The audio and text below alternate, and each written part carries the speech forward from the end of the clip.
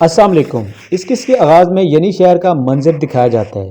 یہاں عثمان علاؤ الدین سے کہتے ہیں، ہم نے دشمن پر کاری ضرب لگائی ہے بیٹا، اب وہ ہم پر پوری طرح حملہ آور ہوں گے، اس لیے تمہیں مضبوط ہونا ہوگا۔ تم مضبوط بنو تاکہ ہماری سرزمین کے مضبوط لوگ سکون پا سکیں۔ تمہیں مضبوط ہونا ہوگا، تم مضبوط بنو، اس کے علاوہ تمہارے پاس کوئی چارہ نہیں ہے۔ اس کے ساتھ ہی عثمان اور علاؤ الدین کو تلوار لیے سامنے دکھایا جاتا ہے۔ عثمان علاؤ الدین کو تلوار کی مشق کرواتے ہوئے نصیحت کر رہے ہوتے ہیں۔ نصیحت کے بعد ان دونوں کی تلوار آپس میں ٹکراتی ہے۔ علاؤ الدین کا وار پسپا ہو جانے پر عثمان کہتے ہیں، تم اپنی طاقت ضائع کر رہے ہو۔ علاؤ الدین ایک بار پھر عثمان پر حملہ آور ہوتے ہیں۔ اس پر عثمان کی تلوار علاؤ الدین کی تلوار سے ٹکراتی ہے تو علاؤ الدین زمین پر جا کر گرتے ہیں۔ عثمان کہتے ہیں، اگر تم اس طرح اپنی طاقت ضائع کرو گے تو تم اپنا دفاع نہیں کر پاؤ گے، چلو اٹھو۔ علاؤ الدین اٹھ کر کہتے ہیں، آپ کہہ رہے ہیں کہ میری طاقت جلد ختم ہو گئی ہے۔ عثمان صاحب، ایسا میری کمزور جسامت کی وجہ سے ہی ہے۔ عثمان جواب دیتے ہیں، پھر بھی آپ کو زمین پر اپنا دفاع کرتے رہنا ہوگا، چلو آؤ۔ اس پر وہ ایک بار پھر آمنے سامنے آتے ہیں، لیکن دو ہی بار وار کر کے علاؤ الدین ایک بار پھر زمین پر جا گرتے ہیں۔ عثمان کہتے ہیں، بیٹا اپنا ہاتھ مجھے دو، اور علاؤ الدین کو پکڑ کر کھڑا کرتے ہیں۔ پھر کہتے ہیں، تمہاری تربیت ختم ہو چکی ہے، اپنی تعلیم جاری رکھو۔ علاؤ کو گلے لگا کر اس کا ماتھا چوم کر وہ کہتے ہیں، علاؤ الدین چلو بیٹا آؤ۔ عمارت کی بالکنی میں کھڑی بالا خاتون یہ تمام مناظر دیکھ رہی ہوتی ہیں۔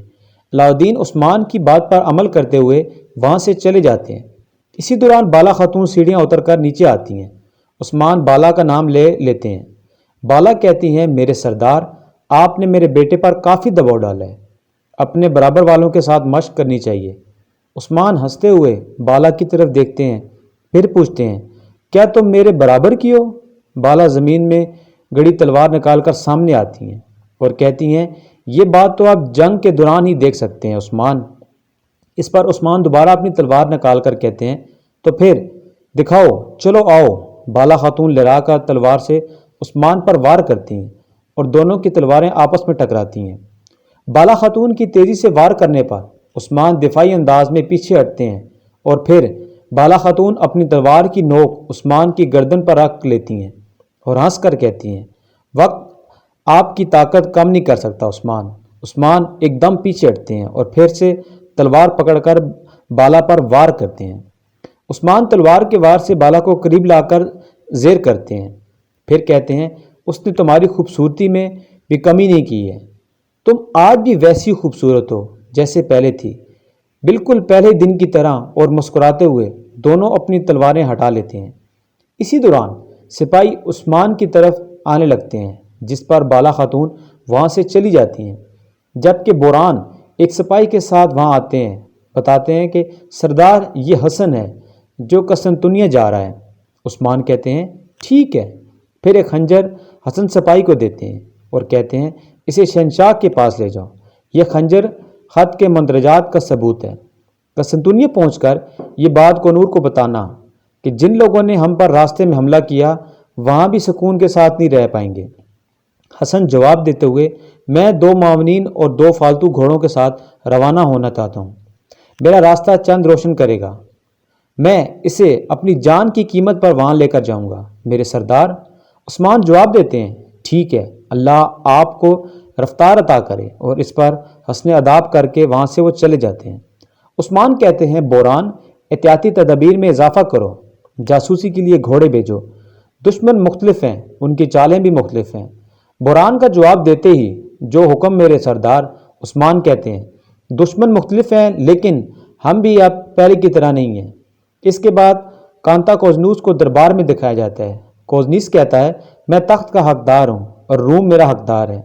احمق عثمان نے مجھے تخت حاصل کرنے سے روکا ہے، لیکن وہ اس کا حساب دے گا، وہ سب کچھ جانتا ہے، وہ سب کچھ جانتا ہے، ہاں، یہاں تک کہ اس نے میرے شہر میں جاسوس بھی گھسا دیے ہیں، یعنی شہر میں بھی میرا ایک جاسوس ہوگا۔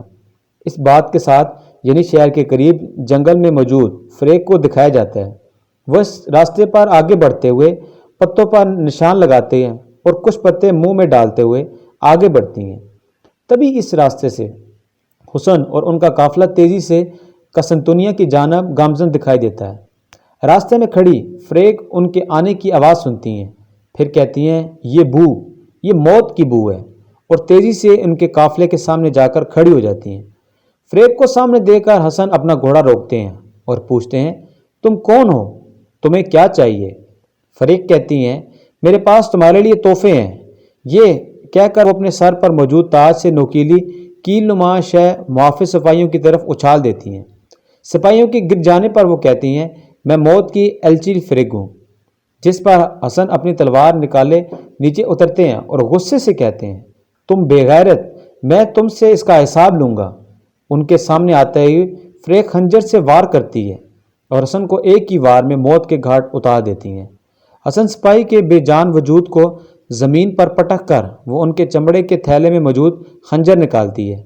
تھیلے میں خطوط کے بجائے خنجر دیکھ کر وہ کچھ دیر سوچتی ہے، پھر اندر موجود خطوط نکال کر انہیں پڑھنے لگتی ہے۔ خط پڑھ کر فریگ مسکراتے ہوئے کہتی ہیں میں مارتھا کپڑے کی تاجر کے طور پر ینی شہر آئی، مجھے یقین ہے کہ آپ مجھے بہت پسند کریں گے۔ اس کے بعد دوبارہ کانتے کوزنوس کو دربار میں دکھایا جاتا ہے۔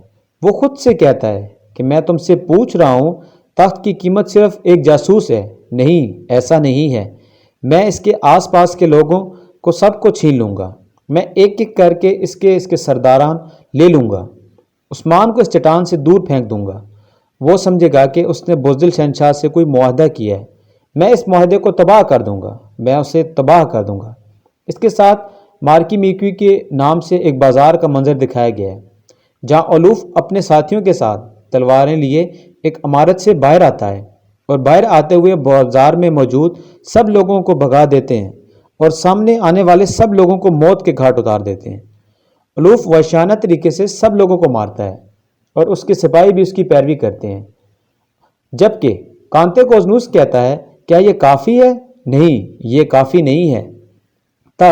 تخت روم کے بیٹوں سے اقتدار کا وعدہ کرنے والا تھا، میں تمہارے بیٹوں کو لے جاؤں گا، عثمان پہلے، اورہان چھوٹا دوسرا سردار میرے ہاتھوں مر جائیں گے۔ اس بات کے ساتھ ہی اورہان کو بائسنگر اور کائی سرداران کے ساتھ جنگل میں دکھایا جاتا ہے۔ اورہان کہتے ہیں سرداران ہم شکار کے لیے سری پنیار جا رہے ہیں۔ ایک سردار کہتے ہیں میرے سردار وہ جگہ بہت گھنی ہے، وہاں شکار کرنا بہت مشکل ہے۔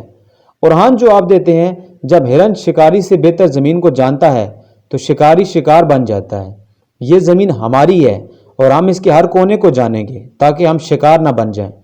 ایک سردار کہتے ہیں اس بات سے کوئی فرق نہیں پڑتا کہ زمین گھنی ہو یا بنجر، چلیں ہم شکار کرتے ہیں۔ بائی سنگر کہتے ہیں سردار آپ انہیں امتحان میں ڈال رہے ہیں، اگر یہ نہ کر سکے تو کیا ہوگا؟ اورہان جواب دیتے ہیں کہ ایک سردار کو یہی کرنا چاہیے، دیکھتے ہیں کہ ہم ان پر بھروسہ کر سکتے ہیں یا نہیں۔ پھر سرداران کی طرف پلٹ کر کہتے ہیں چلو اللہ ہمارے شکار میں برکت فرمائے گا۔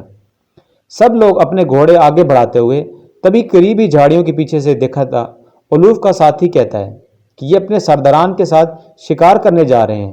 ہاں، اس کا سپاہی جواب دیتا ہے ہاں جی جناب، جس پر وہ کہتا ہے آج شکار تم ہو، اور اورہان اور پھر گہری نظر سے اورہان اور اس کے قافلے کی طرف دیکھتا ہے۔ یہ منظر دکھانے کے بعد کانتے کوزنوس کو ایک بار پھر کہتا ہے کہ ہم نے اس شہر کی قسمت خراب کر دی ہے، میں تمہیں اس دنیا میں ہی جہنم دکھاؤں گا عثمان۔ پھر وہ اپنے مقابل سامنے دیکھ کر کہتا ہے جہاں تک تمہاری بات ہے، اس کے اتنا کہنے پر ہمیں وہاں کارڈنیل دکھائی دیتا ہے۔ کوزنیس کارڈنیل کو طرف آتا ہے جس کی گردن میں ایک طرف خنجر گھونپا گیا ہوتا ہے۔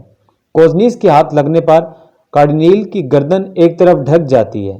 کوزنیس کہتا ہے پوپ بھی یہ سن کر بہت افسوس میں ہوگا کہ عثمان نے تمہیں مار دیا اور مجھے ایک عظیم الشان فوج دے گا، میں عثمان کو قتل کرنے کے بعد تخت سنبھالوں گا۔ شرم کی بات، بہت شرم کی بات ہے، جو بھی میرے خلاف کھڑا ہونے کی جرت کرتا ہے ہر اس شخص کے لیے یہ بہت شرم کی بات ہے۔ اس کے بعد جنی شہر کا باورچی خانہ دکھایا جاتا ہے جہاں تمام خواتین کھانے پکانے میں مصروف ہوتی ہیں۔ ایک سپاہی اندر داخل ہو کر کہتا ہے آسانی ہو خواتین، ماشاءاللہ آپ کیا پکا رہی ہیں؟ الگن خاتون اس کی خوشبو باہر تک آ رہی ہے، کیا آپ مجھے تھوڑا سا دیں گی؟ خاتون کہتی ہیں نہیں، میں آپ کو نہیں دے سکتی، بہنوں اسے تھوڑی سی روٹی دو۔ وہ کھاؤ تمہیں یہ نہیں ملے گا۔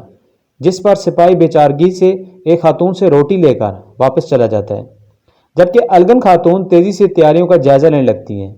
اسی دوران جیر کوتائی باورچی خانے میں داخل ہوتے ہوئے کہتے ہیں، یہ خوشبو نہیں، میں نہیں جا سکتا، اور تیزی سے وہاں سے جانے لگتے ہیں۔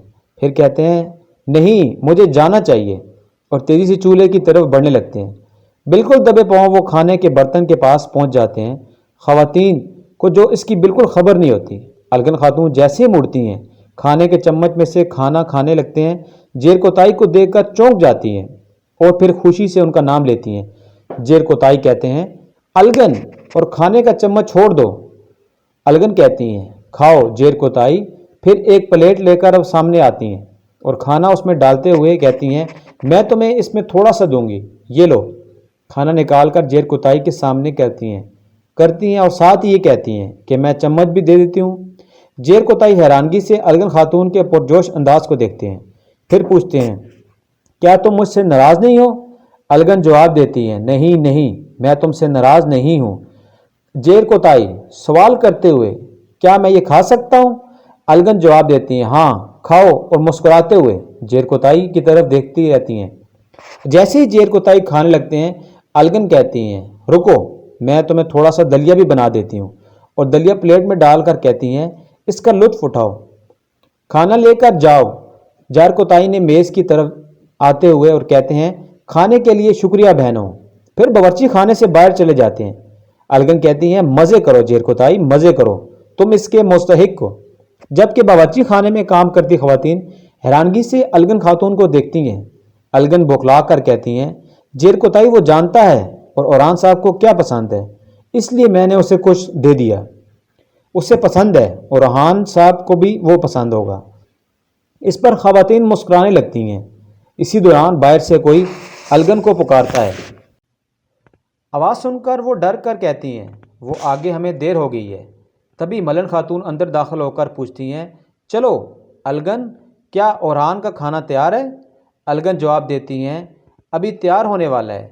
ملن جواب دیتی ہیں، ٹھیک ہے پھر ہے، جلدی کرو، اور تیزی سے وہاں سے وہ چلی جاتی ہیں۔ اور ان کے جانے کے بعد ہی الگن کام کرتے ہوئے باقی خواتین سے کہتی ہیں، جلدی کرو بہنوں، چلو۔ اس کے ساتھ ہی یہ قسط اپنے اختتام کو پہنچتی ہے۔